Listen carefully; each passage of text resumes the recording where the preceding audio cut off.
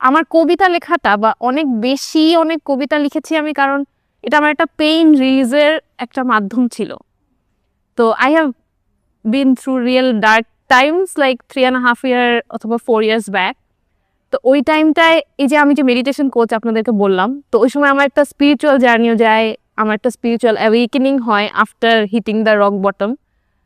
তো ওই সময় আমি যখন হিল করছিলাম নিজেকে, আমার হিলিং জার্নিতে কবিতা আসলে আমাকে একটা ওই যে পেইন রিলিজের একটা মাধ্যম হিসেবে কাজ করে। মানে ওই যে কেউ একজন বলছিল না কবিতা আসলে নাজিল হয়, তো কিরকম হতো, একটা ফ্লো এর মতো হঠাৎ করে আসতো, আমি লিখে ফেলতাম। তো ওই কবিতাগুলো আমি শুনাই নাই, ওগুলো আমি কমফোর্টেবলি মানে পারবো না হয়তো শোনাতে, এই জন্য তো এখন মনে হলো যে ওরকম একটা শুনাই, একটু সাহস পেলাম আপনাদেরকে দেখে। আচ্ছা, এই কবিতাটার নাম স্বপ্নভঙ্গ।